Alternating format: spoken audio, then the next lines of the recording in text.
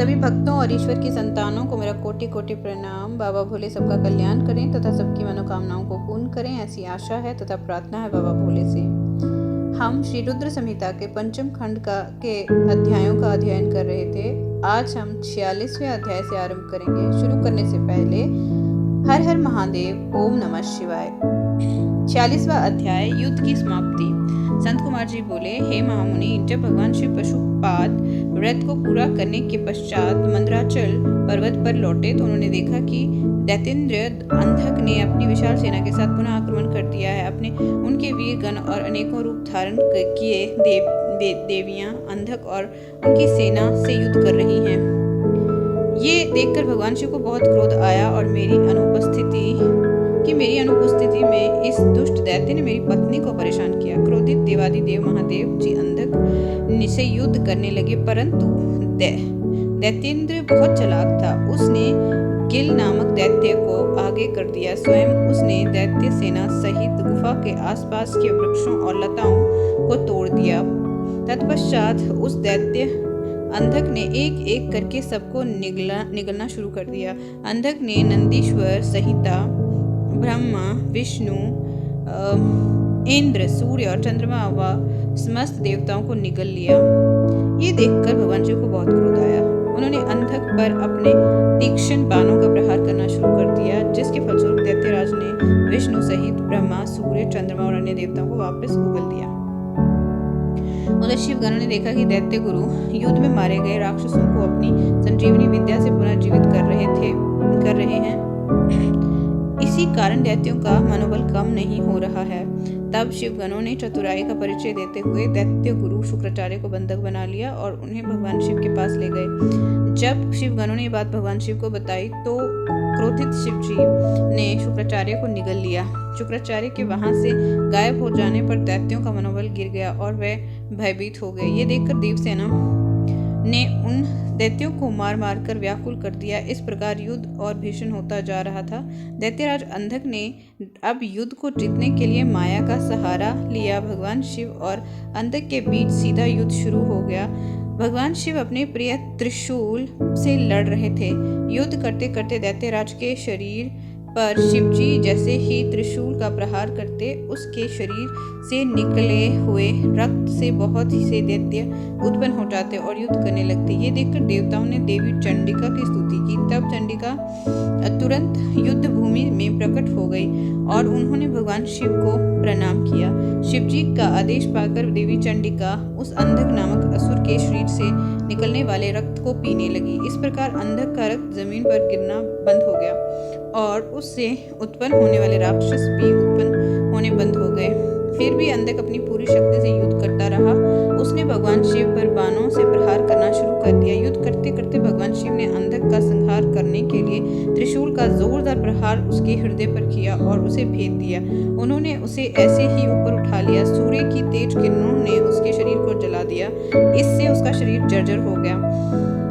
मेघों से तेज जल बरसा और वह गीला हो गया। फिर हिमखंडों ने उसे विदीर्ण कर दिया। इस पर भी दैत्यराज अंधक के प्राण नहीं निकले। अपनी ऐसी अवस्था देखकर अंधक को बहुत दुख हुआ। वे हाथ जोड़कर देवादिदेव भगवान शिव की स्तुति करने लगा। भगवान शिव तो भक्त वत्सल हैं और सदा ही अपने भक्तों के अधीन रहते हैं, तब भला वे अंधक पर कैसे प्रसन्न होते। उन्होंने अंधक को क्षमा करके अपना गण बना लिया। युद्ध समाप्त हो गया।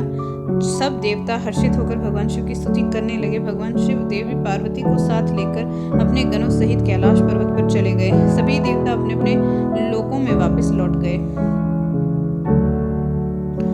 47वां अध्याय, शिव द्वारा शुक्राचार्य को निगलना। व्यास जी बोले, हे ब्रह्मपुत्र संत कुमार जी, शिवगणों द्वारा जब शिवजी को ये ज्ञात हुआ कि दैत्य गुरु शुक्राचार्य दैत्यों को पुनः जीवित कर रहे हैं और शिवगण उन्हें बंदी बना लाए हैं, तब क्रोधित होकर शिवजी ने शुक्राचार्य को निगल लिया था। तब आगे क्या हुआ? भगवान शिव के उधर से में शुक्राचार्य ने क्या किया? भगवान शिव ने उन्हें भस्म किया या फिर शुक्राचार्य अपने तेज के प्रभाव से शिवजी के उधर से बाहर निकल आए? कृपा कर मुझे ये बताएं। व्यास जी के इन प्रश्नों को सुनकर संत कुमार जी बोले, हे व्यास जी, भगवान शिव तो इस त्रिलोक के नाथ हैं, वे साक्षात ईश्वर हैं। उनकी आज्ञा के बिना इस संसार में कुछ भी नहीं होता। उनके कारण ही ये संसार चलता है। भगवान शिव के कारण ही देवताओं की हर युद्ध में जीत होती है। अंधक कोई साधारण दैत्य नहीं था। उसे ये बात ज्ञात थी कि वह त्रिलोकीनाथ भगवान शिव को नहीं जीत सकता। इसीलिए वह अपने दैत्य कुल की रक्षा करने के लिए सर्वप्रथम अपने आराध्य दैत्य गुरु शुक्राचार्य के चरणों में गया और अपने गुरु की वंदना करने लगा। तब उन्होंने प्रसन्न होकर उसे आशीर्वाद दिया। दैत्यराज अंधक ने गुरु शुक्राचार्य से मृत संजीवनी विद्या द्वारा मरे हुए असुरों को जीवित करने की प्रार्थना की। शुक्राचार्य ने अपने शिष्य अंधक की प्रार्थना स्वीकार कर ली और युद्ध भूमि में आ गए। शुक्राचार्य ने भगवान विधेश शिव का स्मरण कर अपनी विद्या का प्रयोग आरंभ किया। उस विद्या का प्रयोग करते ही युद्ध में मृत पड़े दैत्य अपने अस्त्र शस्त्र लेकर उस पर प्रकार उठ खड़े हुए, मानो इतनी देर में सोए पड़े हों। ये देखकर दैत्य सेना में उद्धत उत्साह का संचार हो गया। राक्षसों में नई जान आ गई और वे भगवान शिव के गणों से भयानक युद्ध करने लगे। शिव गणों ने जाकर इस समाचार को नंदीश्वर को बताया कि शुक्राचार्य अपनी विद्या के बल से मरे दैत्यों को जीवित कर रहे हैं। ये जानकर नंदी सिंह की भांति दैत्य सेना पर टूट पड़े और उस स्थान पर जा पहुंचे जहां शुक्राचार्य बैठे थे। अनेकों दैत्य अपने गुरु की रक्षा करने के लिए चारों ओर खड़े थे। नंदी ने शुक्राचार्य को इस प्रकार पकड़ लिया कि जैसे शेर हाथी के बच्चे को पकड़ लेता है। वे उन्हें उठाकर तेज गति से वहां से निकल पड़े। नंदीश्वर को इस प्रकार अपने गुरु को उठाकर ले जाते देखकर सभी दैत्य उन पर टूट पड़े, परंतु नंदी अपनी वीरता का परिचय देते हुए उस सबको पछाड़ते हुए आगे बढ़ते रहे। नंदी के मुख से भयानक अग्नि वर्षा हो रही थी, जिससे दैत्य उनकी ओर नहीं बढ़ पा रहे थे। इस प्रकार कुछ ही देर में नंदी शुक्राचार्य का अपहरण करके उन्हें भगवान शिव से सम्मुख ले आए। नंदी ने सारी बातें भगवान शिव को कह सुनाई। ये सब सुनकर देवाधिदेव महादेव जी का क्रोध बहुत बढ़ गया और उन्होंने दैत्य गुरु शुक्राचार्य को अपने मुंह में रखकर इस प्रकार निगल लिया कि जिस प्रकार कोई बालक अपनी पसंदीदा खाने की वस्तु को पल भर में सटक जाता है। 48वां अध्याय शुक्राचार्य की मुक्ति। व्यास जी ने पूछा, है संत कुमार जी, शुक्राचार्य को जब भगवान शिव ने निगल लिया तब फिर क्या हुआ? ये प्रश्न सुनकर संत कुमार जी बोले, महर्षि, भगवान शिव ने क्रोधित होकर जब दैत्यों के गुरु शुक्राचार्य को निगल लिया तब वह शिव जी के उदर में पहुंचकर वहां से बाहर निकलने के लिए बहुत चिंतित हो गए और अनेक प्रकार के प्रयत्न करने लगे। जब वे किसी भी प्रकार से बाहर नहीं निकल पा रहे थे तब उन्होंने भगवान शिव के शरीर में छिद्रों की खोज करनी शुरू कर दी, परंतु सैकड़ों वर्षों तक भी उन्हें कोई ऐसा छिद्र नहीं मिल सका जिससे वे बाहर आ जाते। इस प्रकार शुक्राचार्य बाहर ना निकल पाने के कारण बहुत दुखी हुए और उन्होंने शिव जी की आराधना करने का निश्चय किया। तब उन्होंने शिव मंत्र का जाप करना आरंभ कर दिया। शिव मंत्र का जप करते करते शुक्राचार्य शिव जी के शुक्राणुओं द्वारा उनके लिंग मार्ग से बाहर आ गए और हाथ जोड़कर भगवान शिव की स्तुति करने लगे। तब भगवान शिव और देवी पार्वती ने शुक्राचार्य को अपने पुत्र रूप में स्वीकार कर लिया और मुस्कुराने लगे। शिव जी बोले, हे भृगुनंदन, आप मेरे लिंग मार्ग से शुक्र की तरह बाहर निकले हैं, इसीलिए आज से आप शुक्र नाम से विख्यात होंगे। आज से तुम मेरे और पार्वती के पुत्र हुए और सदा संसार में अजर अमर रहोगे। तुम्हें आज से मेरा परम भक्त माना जाएगा। तब शुक्राचार्य भगवान शिव की स्तुति करते हुए बोले, हे देवादिदेव भगवान शिव, आपके सिर, नेत्र, हाथ, पैर और भुजाएं अनंत हैं। आपकी मूर्तियों की गणना करना सर्वथा असंभव है। आपकी 8 मूर्तियां कही जाती हैं और आप अनंत मूर्ति भी हैं। आप देवताओं और दानवों सभी की मनोकामनाओं को अवश्य पूरा करते हैं। बुरे व्यक्ति का आप ही संहार करने वाले हैं। मैं आपके चरणों की स्तुति करता हूँ। हे प्रभु, आप मुझ पर प्रसन्न हों। दैत्य गुरु शुक्राचार्य की ऐसी स्तुति सुनकर भक्तवत्सल भगवान शिव बहुत प्रसन्न हुए। तत्पश्चात भगवान शिव से आज्ञा लेकर शुक्राचार्य पुनः असुर सेना में चले गए और तब से वे शुक्राचार्य के रूप में विख्यात हुए।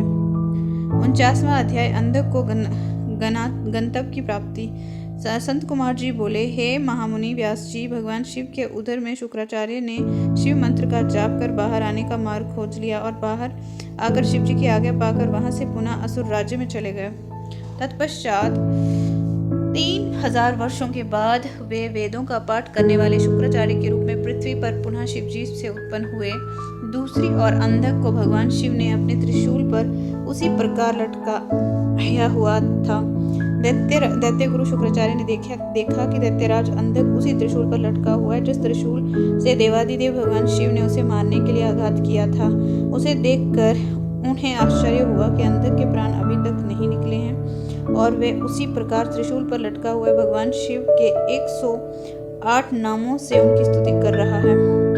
अंधक की स्तुति से प्रसन्न होकर भगवान शिव ने अंधक को त्रिशूल के अग्रभाग से नीचे उतार लिया और उस पर दिव्य अमृत की वर्षा की तथा उसे कहा, हे दैत्येंद्रिय, मैं तुम्हारी इस उत्तम भक्ति भावना से बहुत प्रसन्न हूँ। तुमने नियम पूर्वक मेरी आराधना की है। तुम्हारे मन में जितनी भी बुराई और पाप थे वे सब तुम्हारी शुद्ध हृदय से की हुई स्तुति से धुल गए हैं और तुम्हें पुण्य की प्राप्ति हुई है। मैं प्रसन्न हूँ, तुम जो चाहो वो मांग सकते हो। मैं तुम्हारी कामना अवश्य ही पूरी करूंगा। भगवान शिव के ये अमृत वचन सुनकर दैत्यराज अंधक बहुत प्रसन्न हुआ और बोला, भगवान, मैं दोनों हाथ जोड़कर आपसे अपने द्वारा किए गए हर बुरे कार्य और अपराध के लिए क्षमा मांगता हूँ। आप मेरे अपराधों को कृपा पूर्वक क्षमा करें। पूर्व में मैंने आपके और माता पार्वती के विषय में जो भी बुरा बोला या सोचा हो उसके लिए मुझे बहुत खेद है। मैंने ये सब अज्ञानतावश में किया। मैं एक दीन भक्त बन कर आपकी शरण में आया हूँ। मुझे मेरे द्वारा किए गए अपराधों के लिए क्षमा कर दें। हे देवादिदेव, मैं आपसे वरदान में सिर्फ यही मांगना चाहता हूँ कि आप और माता पार्वती में मेरी अगाध श्रद्धा भावना एवं भक्ति बनी रहे। मेरे मन में कभी भी कोई बुरा विचार न आए। मैं शांत हृदय से सदैव आपके नाम का स्मरण व चिंतन करता रहूं। मुझ में कभी भी आसुरी तत्व घर ना कर पाए। यही वरदान मुझे प्रदान कीजिए। अंधक ने ये वचन कहकर पुनः भगवान शिव और माता पार्वती के ध्यान में मगन हो गया। भगवान शिव की कृपा दृष्टि उस पर पड़ते ही उसे अपने पहले जन्म का स्मरण हो गया। उसके सभी मनोरथ पूर्ण हो गए। भक्त वत्सल भगवान शिव ने प्रसन्न होकर अंधक को अपना गण बना लिया और उसे उसका इच्छित वरदान प्रदान किया। 50वां अध्याय शुक्राचार्य को मृत संजीवनी की प्राप्ति। संत कुमार जी बोले, हे व्यास जी, अब मैं आपको ये बताता हूँ कि दैत्य गुरु शुक्राचार्य को भगवान शिव ने मृत्युंजय नामक मृत्यु को जीत लेने वाली उत्तम विद्या कैसे प्राप्त हुई। एक बार की बात है, शुक्राचार्य वाराणसी नामक नगरी में जाकर भगवान शिव विश्वनाथ का ध्यान करते हुए उनकी घोर तपस्या करने लगे। इससे पूर्व उन्होंने वहां भगवान शिव के शिवलिंग की स्थापना की तथा वहां एक रमणीक कुआं भी खुदवाया। तत्पश्चात उसमें शिवलिंग को 32 सेर पंचामृत से 1 लाख बार अभिषेक कराने के बाद सुंदर सुगंधित दिव्यों द्रव्यों से स्नान कराकर उस अमृतमय ज्योतिर्लिंग की स्थापना की। फिर शिवलिंग पर चंदन और अक्षगंधम का लेप किया। राज चंपक, दतूर, कनेर, कमल, मालती, कर्णिकार, कदम्ब, मोलसिरी, उत्पल, मल्लिका, चमेली, शतपत्री, डाक, सिंधुवार, बंदूक पुष्प, पुनांग, नागकेसर, केसर, वन, मल्लिक, रक्तदला, कुंद, मोतिया, मंदार, बिल्वपत्र, मूंगा, मरुआ, वृक, गंठीवन, दोना, आम के पत्ते, तुलसी, देव जवासा, बृहत्पत्री, नांद रुख, अगस्त्य, साल, देवदारू, कचनार, कुर्बक और कुंतक के फूलों और अनेक प्रकार के पल्लवों से भगवान शिव की विविधता से पूजा और अर्चना की। भगवान शिव के सहस्त्र नामों का जाप कर उनकी स्तुति की। इस प्रकार दैत्य गुरु शुक्राचार्य 5000 वर्षों तक अनेक प्रकार एवं विधि विधान से शिव जी का पूजन करते रहे। परंतु जब भगवान शिव फिर भी प्रसन्न न हुए तो शुक्राचार्य ने और घोर तपस्या करने का निश्चय किया। तब उन्होंने इंद्रियों की चंचलता को दूर करने के लिए उसे भगवान रूपी जल से प्रक्षालित किया और पुनः शिव जी की घोर तपस्या करने लगे। इस प्रकार 1 सहस्त्र वर्ष बीत गए। तब भृगुनंदन शुक्राचार्य की दृढ़ता पूर्वक की गई उत्तम तपस्या को देखकर भगवान शिव बहुत प्रसन्न हो गए और उन्होंने अपने प्रकाश में रूप के साक्षात दर्शन शुक्र को देने का निश्चय किया। पिनाकधारी भगवान शिव शुक्राचार्य द्वारा स्थापित किए गए शिवलिंग में से प्रकट हो गए और बोले, हे भृगुनंदन, महामुने, मैं आपकी इस घोर तपस्या से बहुत प्रसन्न हूँ। आप अपना इच्छित वर मुझसे मांग सकते हो। आपकी प्रत्येक इच्छा मैं अवश्य ही पूरी करूंगा। मांगो, क्या मांगना चाहते हो? भगवान शिव के इस प्रकार के उत्तम वचनों को सुनकर शुक्राचार्य ने देवादिदेव भगवान शिव को प्रणाम किया और सिर झुकाकर अंजलि बांधकर जय जय का उच्चारण करते हुए भगवान शिव की बहुत स्तुति की और शिव जी के चरणों में ही लेट गए। तब भगवान शिव ने उन्हें अपने चरणों से ऊपर उठाया और अपने हृदय से लगा दिया। तब भगवान शिव बोले, हे शुक्र, आपने जो ये मेरा ज्योतिर्लिंग स्थापित किया है और इसकी नियम पूर्वक कठिन आराधना की है, इससे मैं तुम पर बहुत प्रसन्न हूँ। कहो, क्या मांगना चाहते हो? देवादिदेव महादेव जी के वचन सुनकर शुक्र पुनः उनकी स्तुति करने लगे। तब भगवान शिव ने देखा कि शुक्राचार्य कुछ नहीं मांग रहे हैं।